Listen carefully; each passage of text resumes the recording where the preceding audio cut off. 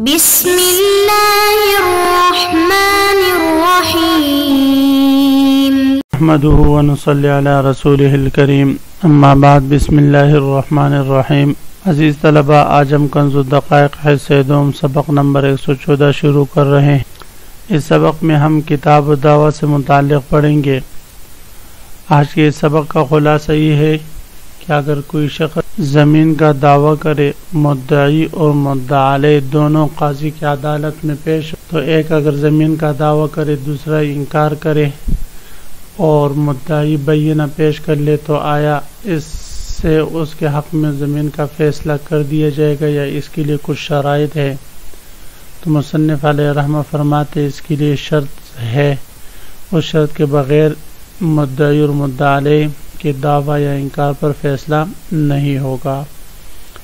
اور اس کے بعد پھر مصنف علیہ رحمہ بتائیں گے کہ صحت دعویٰ کے بعد مدعی پر بینہ ضروری ہے، اور اگر بینہ نہ ہو تو پھر مدعا علیہ سے قسم لی جائے گی۔ تو اس سے متعلق انشاءاللہ آج کے سبق میں ہم تفصیلاً۔ تو عزیز طلبہ، آتے ہیں کتاب کی طرف۔ سب سے پہلے ہم عبارت پڑھتے ہیں: وَلَا يَثْبُتُ الْيَدُ فِي الْإِقْرَارِ بِتَصَادُقِهِمَا بَلْ بِبَيِّنَةٍ أَوْ عِلْمِ الْقَاضِ بِخِلَافِ الْمَنْقُولِ وَأَنَّهُ يُطَالِبُهُ بِهِ وَإِنْ كَانَ دَيْنًا ذَكَرَ وَصْفَهُ وَأَنَّهُ يُطَالِبُهُ بِهِ۔ تو مصنف علیہ رحمہ فرما رہے ہیں وَلَا يَثْبُتُ الْيَدُ فِي الْإِقْرَارِ بِتَصَادُقِهِمَا، زمین میں مدعی کا دعویٰ یا قبضہ ثابت نہ ہوگا مدعی اور مدعا علیہ کے باہم اتفاق سے۔ بتصادق کہتے ہیں باہم متفق ہو جانا۔ اگر زید اور عمر قاضی کی عدالت میں جا کر کہتا ہے کہ یہ فلاں گلی میں فلاں نمبر گھر میرا ہے، زید کہتا ہے، اور مدعا علیہ کہتا ہے جی ہاں اسی کا ہے، میں اس پر اقرار کرتا ہوں، تو اب ان دونوں کے باہم اتفاق سے اور قاضی کی عدالت میں مدعی اور مدعا علیہ بن کر پیش ہونے سے وہ اس گھر میں زید کا قبضہ ثابت نہیں ہوگا جب تک کہ زید اس بات پر بینہ پیش نہ کر دے کہ یہ گھر اسی کا ہے کسی اور کا نہیں، یا قاضی کے علم میں یہ بات ہو کہ یہ گھر زید ہی کا ہے کسی اور کا نہیں۔ تو فرماتے اس صورت میں پھر اس کا دعویٰ ثابت ہوگا، اس کے بغیر نہیں۔ تو فرماتے وَلَا يَثْبُتُ الْيَدُ فِي الْإِقْرَارِ، اور زمین میں قبضہ ثابت نہ ہوگا مدعی اور مدعا علیہ کا بِتَصَادُقِهِمَا، ان دونوں کے باہم متفق ہو جانے سے۔ ہو سکتے کسی اور کے گھر کے بارے میں انہوں نے منصوبہ بندی کی ہو اور وہ جا کر اپنے نام کر لے قاضی کی عدالت میں، تو اس طرح نہیں ہوگا۔ بل ببینۃ، بلکہ قبضہ ثابت ہوگا الگ بینہ پیش کرنے سے، یعنی بینہ سے مدعی یہ بات ثابت کرے گا کہ یہ گھر اسی کا ہے اور قبضہ بھی اسی کا ہے، او علم القاضی، یا قاضی کے علم میں ہو کہ یہ گھر اسی کا ہے کسی اور کا نہیں۔ بخلاف فی المنقول، بخلاف منقولی چیز کے، مثلا سونے کا ہار ہے یا کوئی گاڑی وغیرہ ہے، وہ جا کر عدالت میں کھڑی کر دے اور کہے کہ یہ گاڑی میری ہے، دوسرے کہ ٹھیک ہے میں اقرار کرتا ہوں، تو اگر قاضی اس کے حق میں فیصلہ کر دے تو یہ درست ہوگا۔ پہلی صورت میں بغیر بینہ کے فیصلہ نہیں کرے گا۔ کیوں؟ اس لیے کہ کتاب القضاء میں ہم نے پڑھا ہے کہ قاضی کا فیصلہ ظاہراً و باطناً دونوں طرح نافذ ہوتا ہے۔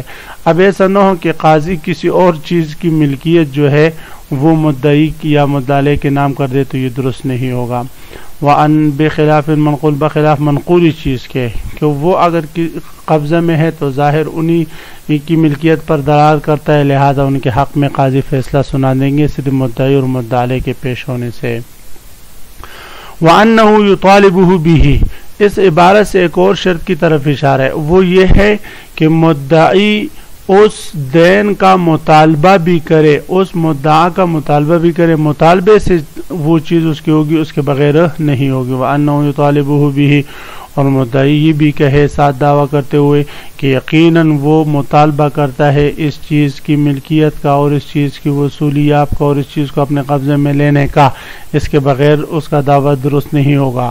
وَإِنْ كَانَ دَيْنًا، اگر مدعا کوئی دین ہو، زمین نہ ہو بلکہ دین ہو جو ذمہ میں لازم ہوتا ہو. مثلاً کہے کہ اس پر میں نے گاڑی بیچی ہے اور اس کے بدلے میں 1,00,000 روپیہ ہے، اس کے بدلے میں فلان چیز ہے، تو فرماتے ذکر وصفہ، تو پھر اس چیز کے اوصاف ذکر کریں، اس لیے کہ اس کا عین حاضر ہونا تو ممکن نہیں، تو لہذا اس کے اوصاف ذکر کرے. وَأَنَّهُ يُطَالِبُهُ بِهِ، اور ساتھ اس بات کا ذکر کرے مدعی کہ وہ اس چیز کے مطالبہ بھی رکھتا ہے اور اس چیز کو اپنے قبضے میں لینے کا خواہش مند بھی ہے. فَإِن صَحَّتِ الدَّعْوَىٰ، اب یہاں سے مصنف علیہ الرحمہ ایک اور مسئلہ بیان فرماتے فَإِن صَحَّتِ الدَّعْوَىٰ سَأَلَ الْمُدَّعَى عَلَيْهِ عَنْهَا فَإِنْ أَقَرَّ أَوْ أَنْكَرَ. فرماتے ہیں کہ اگر دعویٰ صحیح ہوا مذکورہ شرائط کے ساتھ، جو شرائط مصنف علیہ الرحمہ ولا یصح دعویٰ سے ذکر فرما رہے تھے، تو فرماتے ہیں ان شرائط کے ساتھ جب دعویٰ صحیح ہو چکا تو اب سأل المدعی علیہ، اب قاضی مدعی سے پوچھے، سوال کرے اس دعوے سے متعلق.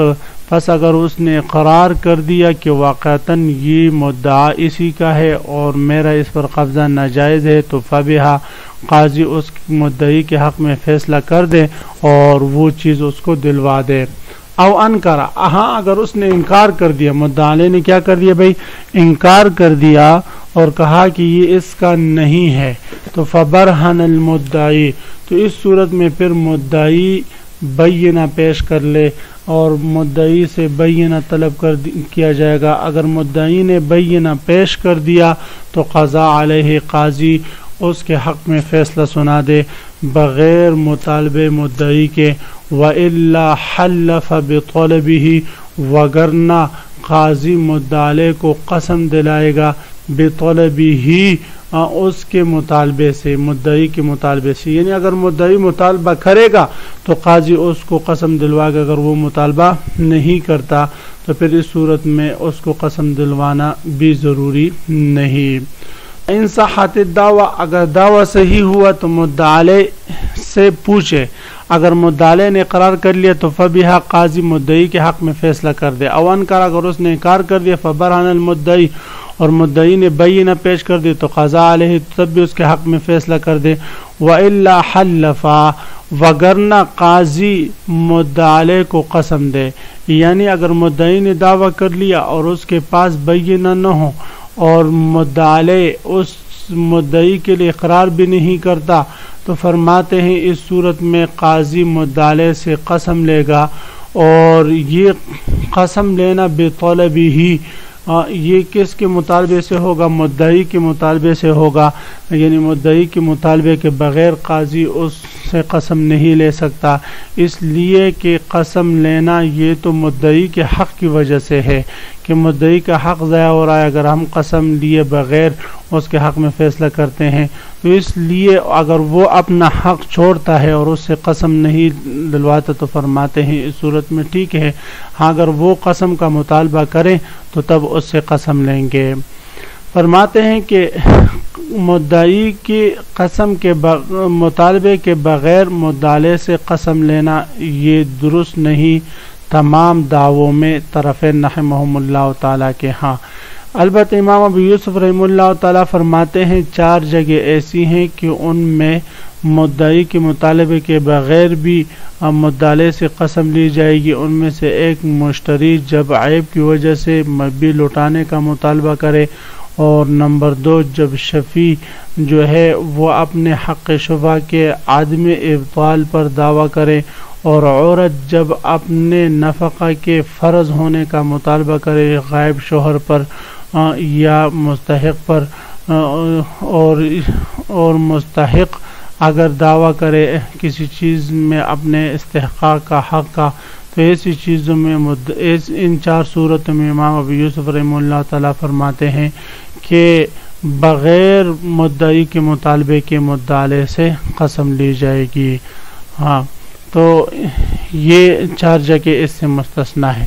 تو فرماتے ہیں وَإِلَّا حَلَّفَ، اگر مدعی اقرار بھی نہیں کرتا، مدعی کے پاس بینہ میں نہیں ہے، تو مدعی سے قسم لی جائے گی بطلبہ، مدعی کے مطالبے سے. مدعی کے طلبہ اسی مسئلے کے ساتھ آج کے سبق کا اختتام ہوا. آپ حضرات اس کو خوب غور سے سنیں، یاد کریں، سمجھنے کی کوشش کریں۔ اللہ ہم سب کا حامی و ناصر و آمین، وآخر دعوانا ان الحمدللہ رب العالمین۔